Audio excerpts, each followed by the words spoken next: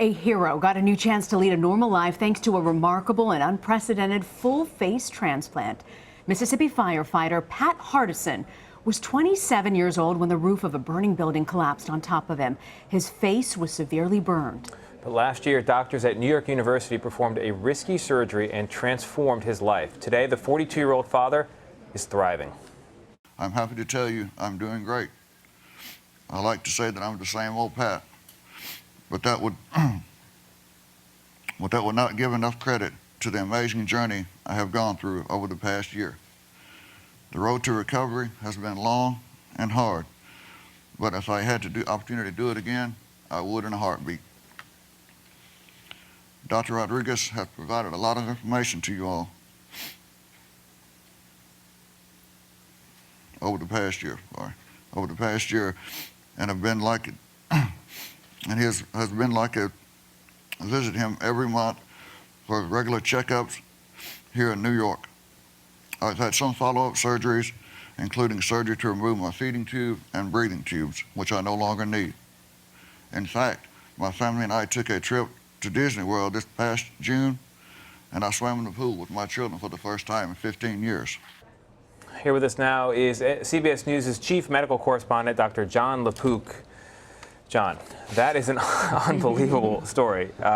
You've met this individual. You spent some time with him. What more can you tell us? Well, first of all, it was a technological tour de force. And I have to say, in full disclosure, I am a professor of medicine at NYU Langone Medical Center, where this tour de force was performed by more than 100 people. More than 100 Wow. people teamed up, 26-hour operation. And I have to say, I met him a couple of days ago for the very first time. I had seen pictures. And the very first thing I said to him was, I got to say it, you look good. He looked good. He looked better than I expected him to look. So 100 people worked on this. How many years was the breakthrough in the making? Well, I think this has been going on for years and years. I think now there have been a total of 38 or 39 face transplants. And of course, in medicine, you're always going on the shoulders of other people, and surgical techniques that began many, many years ago. For Dr. Eduardo Rodriguez, this was his second face transplant, and he had learned surgical techniques down in Maryland. He told me a couple of things that were really interesting. First of all, he said that Mr. Hardison has had three faces in his life. When you think about it, right? He had the face that he grew up with. He had the face that he had for all those years after he was burned. And now he has his new face. And think what that is psychologically to even have that. I spoke to Pat Hardison. He's just a great guy, man of few words, even before the accident, I was told. Although his best friend, one of his best friends, said he was a rabble rouser, and he liked to kid around a lot. But he said to me that for all those years he'd walk down the street, and in his hometown he was a hero. So people sort of got it, and they didn't, they weren't afraid of him. They didn't make fun of him. But outside, if he went outside of his hometown, he saw the reaction that people would have. Dr. LaPook, with any sort of transplant, you worry about the body rejecting it, whether it's liver, heart, lung. Is he past the worrisome stage, and how long could this transplant last for? Well, he's going to be on immunosuppressive therapy. After all, it's called an allograft, so you're taking skin and material, muscle, all that. I mean, to see the movie and the animation of how it was done just blows me away.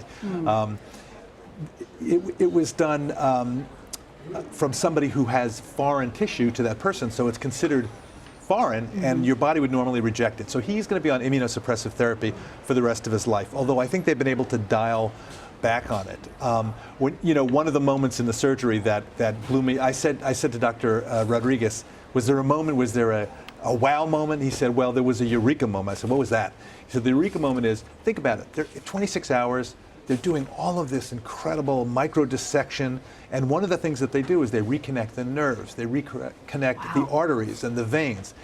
And all of those vascular structures, the arteries and the veins, they're all clamped. So when the face is put from the donor, and I should mention his name, he was a 26-year-old cycling accident victim named David Rodabaugh, and of course what an unbelievable gift to give somebody. But the moment of truth comes where you don't know whether you've reconnected the blood vessels or not, and the transplanted face, the donor face, is white.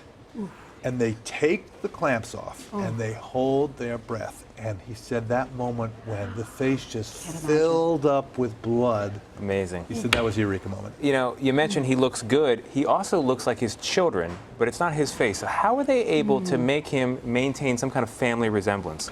I love that question, and of course, I asked him this, Eduardo Rodriguez, the very same question, and he said he's kind of a blend between what the donor looked like and what he looked like. And they try to match the donor in terms of his underlying, you know, how his facial structures look. But the reason why he still looks like he did before is because so much of the way you look is because of the underlying bony structure, which is pretty much the same. There's some a little bit of changes, but pretty much the same. So I said, is it like a scaffolding, where you have the underlying scaffolding and then you're sort of overlaying the new donor face? And then he said, yes, that's true, and you're also tailoring it.